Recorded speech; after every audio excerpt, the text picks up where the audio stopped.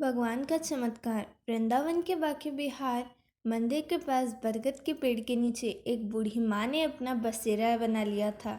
शक्ल सूरत से वह किसी अच्छे घर की लग रही थी। उसके चेहरे की चमक बता रही थी कि वह कोई भिखारी नहीं है, परंतु उसके फटे हुए कपड़े उसकी दर्दनाक स्थिति का व्याख्यान कर रही थी। वह अम्मा मेले कुचैले कपड़ों में एक चादर पर वहाँ बैठी हुई थी। ये लगभग 10वां दिन था।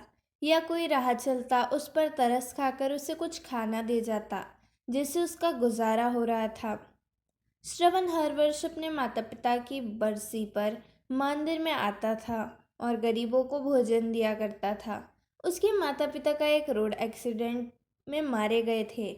उसके बाद से वह अकेला था। जिस समय उसके माता पिता की मृत्यु हुई थी, वह उस समय पर कंप्यूटर इंजीनियरिंग कर रहा था। इंजीनियरिंग के फाइनल ईयर के बाद पहले सेमेस्टर के दौरान ही उसे एक बहुत अच्छी नौकरी मिल गई थी। अब वह एक मल्टीनेशनल कंपनी में बहुत ऊंचे पद पर कार्य करता था। शनिवार और रविवार की छुट्टी वह अपने दोस्तों के साथ घूमने में बिता देता था। परंतु आज उसके माता पिता की बरसी थी, इसलिए वह आज मंदिर में गरीबों को भोजन करवाने आया था। सभी गरीबों को खाना देने के बाद उसकी नज़र पेड़ के नीचे बैठी बूढ़ी माँ की ओर गई। श्रवण को बूढ़ी माँ के चेहरे एक अजीब सा आकर्षण और स्नेह नजर आया। शायद वह हर बूढ़ी औरत में अपनी माँ और दादी को ही ढूंढता था। वह बड़े स्नेह से उस बूढ़ी अम्मा से देखने लगा। फिर अम्मा के पास जाकर बोला, अम्मा खाना खाओगी? लेकिन बूढ़ी अम्मा काफी उदास बैठी थी, शायद इसलिए उसने कोई जवाब नहीं दिया। फिर श्रवण बोला, अच्छा ये मंदिर का प्रसाद है, यह तो खा लो। तो बूढ़ी माँ ने उसकी ओर देखते हुए अपना हाथ आगे बढ़ाया। बूढ़ी माँ के साथ साथ श्रवण भी थोड़ा सा प्रसाद खाने लगा और बूढ़ी माँ के पास बैठ गया। बूढ़ी माँ ने ठंडी सांस लेते हुए कहा, अरे बेटा, अब यह पेड़ ही मेरा घर है। पहले मैं मथुरा में रहती थी। वहाँ मेरा अपना एक शानदार बड़ा सा घर है। मेरे पति की मृत्यु हो चुकी थी। जब तक मेरे पति जीवित थे तब तक मुझे रानी बनाकर रखते थे, परंतु पति के स्वर्गवास के बाद धीरे धीरे अपने ही बेटे बहू को मैं खटकने लगी।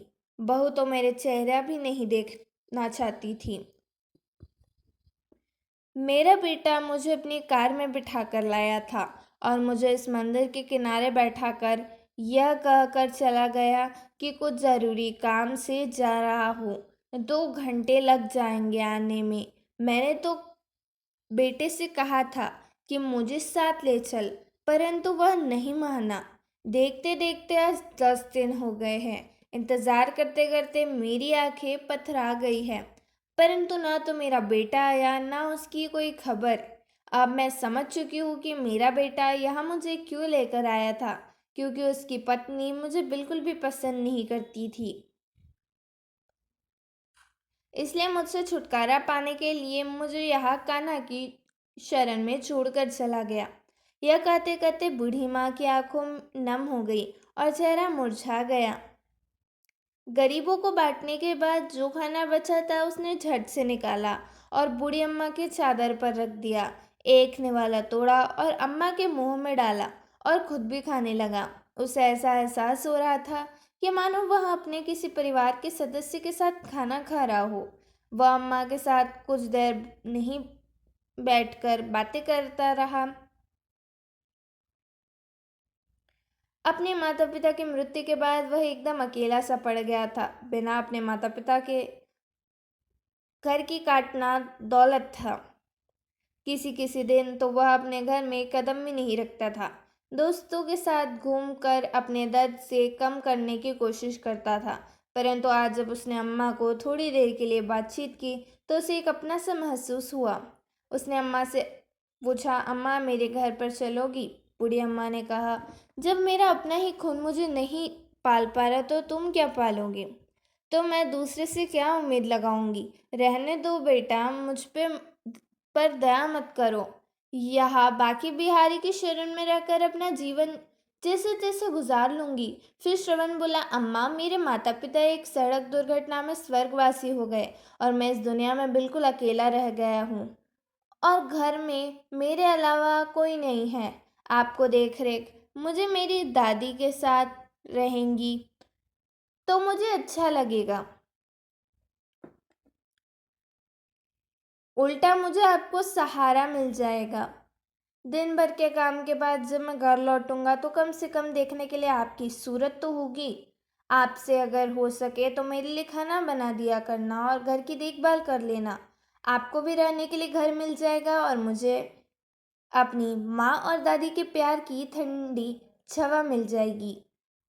तभी अम्मा ने कहा, बेटा तुम भावनाओं में बहकर ये बात कर रहे हो, परंतु मुझे मालूम है कि 2 दिन में भी तुम्हें बोझ लगने लगूंगी, फिर तुम भी मुझे निकाल दोगे। ना बाबा ना, मैं यहाँ अच्छी हूँ अपने बाके बिहारी के शरण में।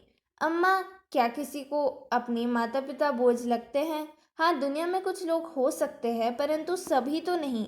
अम्मा, जिसके सर में माँ बाप का साया उठ जाता है वह कितना अकेला रह जाता है, यह उससे बेहतर कौन जानता होगा। मेरी दादी भी आप ही की तरह की बहुत प्यारी थी और मेरे माता पिता उनका बहुत ख्याल रखते थे। मैं भी उनसे बहुत प्यार करता था। मुझे मेरी माँ और दादी की बहुत याद आती है। आप में मुझे अपनी दादी की छवि नजर आती हैं। मैं विश्वास दिलाता हूँ कि मैं आपको कभी भी बोझ नहीं समझूंगा। गहरी सांस लेते हुए श्रवण बोला तो अम्मा का भी गला अवरुद्ध हो गया। अम्मा कुछ ना बोल सकी। श्रवण ने अम्मा के हाथ पकड़ा और बोला, चलो अम्मा, अब ज्यादा मत सोचो, रात होने वाली है, अब आप अपने घर चलोगी। श्रवण की आंखों में अम्मा को सच्चाई नजर आ रही थी। उन्हें लगा शायद कान्हा जी ने श्रवण को उसके पास भेजा है। श्रवण ने अम्मा को अपने बाइक पर बैठाया और उसे अपने घर ले गया। इस घटना को आज 4 महीने हो चुके थे। श्रवण अब नियमित समय पर घर लौट आता था और अम्मा उसके लिए खाना बनाकर उसके आने की प्रतीक्षा करती थी। जब वह थक कर सोता था तो उसके सर पर स्नेह भरा हाथ रखती थी। सुबह सुबह श्रवण के उठने से पहले ही अम्मा कान्हा की पूजा किया कर लेती और श्रवण का नाश्ता बनाकर रख देती। अब अम्मा को अपना घर मिल गया था और श्रवण को अपने दादी और माँ का सच्चा प्यार। दोनों एक साथ एक दूसरे का हाथ पकड़कर बहुत खुश थे। उस रात श्रवण काफी देर से सोया और अगले दिन अब सुबह ऑफिस जाने का समय हुआ। तब तक उसकी नींद पूरी नहीं हुई थी। अचानक श्रवण ने अपनी माथे पर ठंडी उंगलियों का स्पर्श महसूस किया। उसे महसूस हुआ कि उसकी माँ उसे बड़े प्यार से जगा रही है। दोबारा वही स्पर्श अपने आप चेहरे पर महसूस किया तो वह नींद से जाग गया। उसने आंखें खोली तो सामने देखा कि अम्मा पूजा करने के बाद खुशबू भरे हाथों से अपने माथे और बालों को सहला रही है और वापस उस हाथ को अपने माथे पर रख दिया और बोला, अम्मा आपका आशीर्वाद मुझे जीवन भर के लिए चाहिए। अम्मा ने आंखें बंद करके कान्हा को धन्यवाद किया कि उन्होंने उसे श्रवण से मिलाया और फिर बोली, बेटा ऑफिस जाने का समय हो गया है। फिर श्रवण बोला, अम्मा मैंने अपने दोस्तों के साथ मिलकर एक छोटी सी फैक्ट्री खोलने का फैसला किया है। आज मैं ऑफिस नहीं जाऊंगा, बस इस फैक्ट्री की शुरुआत करने हैं। आज 11 बजे हमें फैक्ट्री की पूजा करना और वहाँ पूजा करने के लिए जाना है। वक्त के साथ साथ और भगवान के आशीर्वाद से तुम्हारी ये छोटी सी फैक्ट्री भी एक बहुत बड़ी फैक्ट्री में बदलेगी। यह मेरा विश्वास है और मेरा आशीर्वाद हमेशा तुम्हारे साथ है। ऐसा कहते हुए अम्मा की आंखों में आशा की एक नई किरण दिखाई देने लगी। श्रवण ने अपने दोस्तों के साथ मिलकर फैक्ट्री खड़ी कर दी और उस फैक्ट्री में अच्छा गुणवत्ता की उत्पत्ति बनाई। उन सभी के मेहनत का कारण फैक्ट्री में प्रगति बड़ी तेजी हो रही थी। श्रवण अब नई फैक्ट्री शुरू करने का उच्चार कर रहा था, जिस कारण और भी ज़्यादा व्यस्त होता जा रहा था। एक दिन अम्मा बोली, बेटा तुम तो अपने जीवन में बहुत ज़्यादा व्यस्त होते जा रहे हो, परंतु यह बात का ध्यान रखो कि केवल काम ही जीवन का उद्देश्य नहीं होता। तुम्हें काम के लिए एक सहारे की आवश्यकता है। क्यों ना एक अच्छी सी लड़की ढूंढकर तुम्हारी शादी कर दी जाए। अम्मा की बात श्रवण का भी उचित लगी। वह बोला, अरे हाँ अम्मा, अपनी ज़िंदगी में मैं इतना व्यस्त हो गया था, इस बारे में कभी बात करने का समय नहीं मिला। मेरी निगाह में एक लड़की है सरिता, जो मुझे बहुत पसंद है, लेकिन मैंने उससे कभी बात नहीं की। सरिता श्रवण की माँ की सहेली की बेटी थी, जो पढ़ाई पूरी करने के बाद इस शहर में नौकरी कर रही थी। श्रवण की उससे मुलाकात कभी कभार हो जाती थी। श्रवण को सरिता का स्वभाव और बातचीत करने का तरीका बहुत अच्छा लगता था। अम्मा श्रवण के साथ सरिता के घर गई, उसके माता पिता से बातचीत की और श्रवण और सरिता की शादी का प्रस्ताव दिया। सरिता जी के पिताजी तुरंत मान गए। सरिता अम्मा के गुणों से और उनके स्नेह से बहुत प्रभावित हुई। जितना प्यार श्रवण अम्मा से करता था, उससे अधिक ज़्यादा लगाव सरिता का अब अम्मा से हो चुका था। सरिता हमेशा सोचती कि ना जाने अम्मा उनके दिल की हर बात कैसे जान लेती है और कैसे उनकी हर चाहत को उनके कहे बिना पूरा कर देती है। समय बीतने लगा और श्रवण के घर दो जुड़वा बच्चों ने जन्म लिया, एक बेटा और एक बेटी। श्रवण का घर तो जैसे खुशियों से भर उठा था। अम्मा जी अब सही मायने में दादी बन चुकी थी।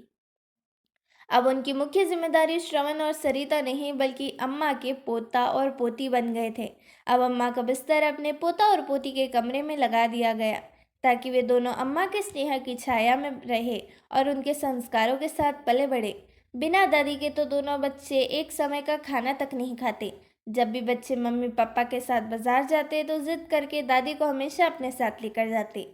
सरिता और श्रवण भी दोनों बच्चों की जिम्मेदारी अम्मा को देकर बिल्कुल बेफिक्र हो चुके थे। सरिता अपने पति श्रवण के साथ उसके काम में पूरी मदद करती थी।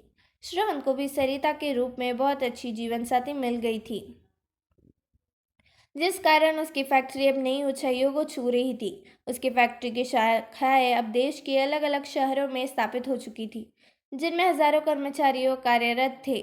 उधर अम्मा का बेटा निशांत, जो अम्मा को देर देर ठोकर खाने के लिए छोड़ चुका था, अपनी निष्पाप और निरपराध माँ के साथ किया गया व्यवहार उसे पल पल कटोचता था। समय के साथ साथ उसका यह अपराध बोध बढ़ता जा रहा था। अपने घर के झगड़ों से दुखी होकर और अपने पत्नी के साथ सुखी जीवन जीने की चाह में अपनी माँ का त्याग कर दिया था। परंतु उस दिन के बाद से उसका अंतमन हाहाकार रहा था, जिससे वह किसी से साझा नहीं कर पा रहा था। अब उसके पास में घर में केवल पत्नी का ही छत्र राज था। मर्जी से अनुसार खर्च करने लगी थी। जमा जमाया व्यवसाय जो कि उसके पिता के द्वारा खड़ा किया गया था, घाटे में जाने लगा था। अतः उसे दुकान बंद करनी पड़ी। दुकान बंद करने के बाद कुछ दिन बड़ी कठिनाई गुजरे। अब निशांत और उसकी पत्नी को आटे दाल का भाव मालूम पड़ने लगा था। फिजूल खर्ची तो दूर की बात थी, अब उनके पास घर खर्च और बच्चों की आवश्यकता ही पूरी करने के लिए भी पैसे नहीं थे। निशांत के जीवन की गोली थोड़ी थोड़ी चलने लगी। निशांत अब कंपनी में बहुत मन लगाकर काम कर रहा था, जिस कारण उसे फैक्ट्री में बहुत ज़्यादा मान सम्मान मिलने लगा। निशांत अब में कंपनी स्थापित दिवस पर वार्षिक महोत्सव मनाया जाना था। सभी कर्मचारियों को उनके काबिलियत के आधार पर पुरस्कार वितरण होने वाला था। निशांत को भी अपनी मेहनत और योग्यता के आधार पर पुरस्कार दिया जाना था, जो कि उसकी कंपनी के मालिक के द्वारा दिया जाना था। नियत तिथि पर पुरस्कार वितरण समारोह शुरू हुआ। यह पहली बार था कि जब कंपनी का मालिक अपने सभी कर्मचारियों से रूबरू होने वाला है। जब समारोह शुरू हुआ और पुरस्कार वितरण के लिए कंपनी के डायरेक्टर साहब से अनुरोध किया, तो वह स्टेज पर आए और कहने लगे कि आज हमारी कंपनी के लिए बहुत बड़ा दिन है, परंतु आज हमारी कंपनी जिस स्थिति में है वह केवल और केवल हमारी अम्मा जी के कारण और उनके आशीर्वाद से ही है। यदि अम्मा जी की प्रेरणा ना होती, ना तो आज यह कंपनी होती और ना ही मैं इस पद पर होता। इसलिए पुरस्कार वितरण करने के लिए अम्मा जी को बुलाना चाहूँगा। श्रवण की बुलाने पर अम्मा स्टेज पर पहुंची और उनकी आंखों से अश्रुधारा बह निकली। कर्मचारियों के नाम अनाउंस किए गए और अम्मा उन्हें एक एक करके पुरस्कार देती लगी। तभी एक नाम का अनाउंसमेंट हुआ, जिसे सुनकर अम्मा के चेहरे पर न जाने कितने भाव एक साथ आ गए। निशांत मिश्रा। सामने से आने वाला व्यक्ति भी कुछ जाना पहचाना लग रहा था। अम्मा ने ध्यान से देखा तो सचमुच में उसका बेटा ही था, निशांत मिश्रा, जो उसे तीर्थ यात्रा का झांसा देकर बड़ी ही बेदर्दी से छोड़ गया था, जिसे उसके बाद अपनी माँ का ख्याल तक नहीं आया। अम्मा सोचने लगी कि अब तक तो शायद मैं तड़प तड़प कर मर गई होती यदि मेरा बेटा श्रवण मुझे ना लेने आ जाता। बड़ी मुश्किल से उन्होंने खुद को संभाला और किसी अपरिचित की तरह निशांत को पुरस्कार थमा दिया और अपना मुंह दूसरी तरफ फेर लिया। निशांत ने ध्यान से देखा, देने वाली महिला कोई और नहीं, उसकी अपनी माँ थी। देखते ही उसके पसीने छूटने लगे और वह अपनी माँ के पैरों में गिर पड़ा। उसे विश्वास नहीं हो रहा था कि उसकी माँ, जिसे उसने दर दर के ठोकरें खाने के लिए छोड़ दिया था, आज इतने बड़े साम्राज्य की मालकिन है। निशांत ने अपनी माँ के साथ जोड़कर माफ़ी मांगी और कहा, मेरे साथ चलोगी? आप अपने घर चलेंगे? कैसा घर? कैसी माँ? मेरा बेटा तो उसी दिन मर चुका था जिस दिन वह मुझे मंदिर के बाहर छोड़कर चला गया था। आज ना कि तुम्हारी माँ हूँ, ना ही तुम मेरे बेटे, कहकर अम्मा जी पुरस्कार वितरण को बीच में छोड़कर अपनी कुर्सी पर जाकर बैठ गई। निशांत माफ़ी मांगता रहा, लेकिन अम्मा ने उसकी तरफ देखा तक नहीं और श्रवण के साथ घर वापस चली गई। कभी निशांत अपनी माँ का बहुत लाडला हुआ करता था, लेकिन अपनी पति के बहकावे में आकर अपनी माँ के साथ बहुत बुरा सलूक किया। उस कंपनी की मालकिन दरअसल उसकी माँ थी। आज उस माँ के हाथों ने उसे पुरस्कार मिला तो इसका चकरा गया था। माँ के द्वारा उसके घोर अपेक्षा और पाप कर्मों के कारण उसके दिल में ना जाने कितने ही घाव हो चुके थे। हर पल उसने अपनी माँ की याद सता रही थी। एक दिन रविवार को जब उसके ऑफिस की छुट्टी थी तो वह अपनी पत्नी नीता को लेकर स्कूटर पर राधा रानी के मंदिर दर्शन के लिए गया। जब वह राधा कृष्ण की मूर्ति के सामने हाथ जोड़कर खड़ा हुआ तो उसे ऐसा लगा जैसे भगवान भी कुष्ठी दृष्टि से उसके द्वारा किए गए घोर पाप के लिए उस पर हंस रहे थे।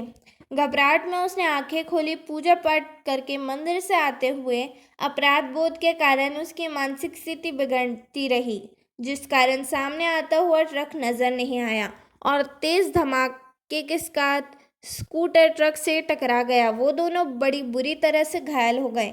निशांत की स्थिति गंभीर बनी हुई थी। उसके पैर की हड्डी टूट चुकी थी और उधर उसकी माँ पत्नी नीता को पैरालिसिस हो चुका था। जब उसे होश आया तो वह दहाड़े मारकर रोने लगी। अब घर पर दोनों बच्चों की देखरेख के लिए कोई नहीं था। नीता के मायके से उसके भाई भाभी उसका पता करने के लिए आए, परंतु थोड़ी देर हालचाल पूछकर वे चलते बने। निशांत के दोस्त ने सारी घटना जानकारी कंपनी के मालिक श्रवण को दी। जब श्रवण फोन पर उनसे बात कर रहा था तो अम्मा वही बैठकर चाय पी रही थी। निशांत मिश्रा का नाम सुनकर अम्मा चौंक उठी। उसने श्रवण से पूछा कि क्या हुआ, किस बारे में बात हो रही है। तो श्रवण ने सारा हाल सुनाया। निशांत मिश्रा का एक्सीडेंट हो गया है और वह गंभीर रूप से घायल है। यह सुनकर अम्मा रोने लगी। श्रवण ने जब अम्मा से पूछा, रोने का कारण पूछा, तो अम्मा ने सारी घटना कह सुनाई। अब श्रवण ने बोला, अम्मा, कर्मों का फल तो भोगना ही पड़ता है। उसने जैसा कर्म किया उसे फल तो मिलना ही था, लेकिन अम्मा का दिल अंदर ही अंदर अपने बच्चे के लिए तड़प रहा था। उसके बेटा बहू लाचार होकर बिस्तर पर पड़े थे, इसलिए अम्मा ने कहा कि मैं थोड़ा समय अपने बेटा बहू के पास जाना चाहती हूँ। कुछ दिनों बाद वापस आ जाऊंगी। श्रवण ने भी हामी भर दी और अम्मा को बहुत से पैसे देकर उनके बेटे बहू के पास छोड़ दिया, जहां उनका पूरा ध्यान रखा जाने लगा। उनके बच्चों को संभाला और साथ साथ उनकी दुकान को फिर खड़ा कर दिया। जो पैसे श्रवण ने दिए थे उन पैसों की अम्मा ने अपने बेटे बहू की गृहस्थी संभालने लगाई। हर कदम पर श्रवण ने अम्मा को पूरी मदद की। एक और तो निशांत की तबीयत अब कुछ सुधरने लगी थी और दूसरी ओर उसका कारोबार भी पहले की तरह चमक उठा था। उनकी गृहस्थी और कुछ ही समय में अम्मा ने व्यवस्थित कर दिया था। जब उन दोनों की अस्पताल से छुट्टी हुई और वह घर लौटे तो वह अम्मा से काफ़ी माफ़ी मांगने लगे। वह अपने किए पर शर्मिंदा थे। वही आज उस घर से लक्ष्मी बनकर आई है। अम्मा जी आपको समझ नहीं पाई। हम लोगों ने आपका अनादर किया है। हमारी इस करने की सज़ा हमें आज मिली है। दोनों बेटे बहू अम्मा के पैरों में गिर पड़े। अम्मा ने भी उन दोनों को माफ़ कर दिया, अपने पोता पोती को खूब दुलार किया।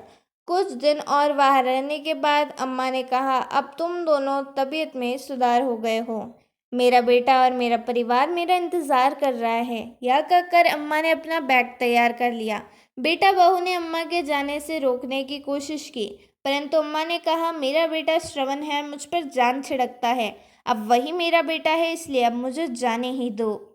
धन्यवाद।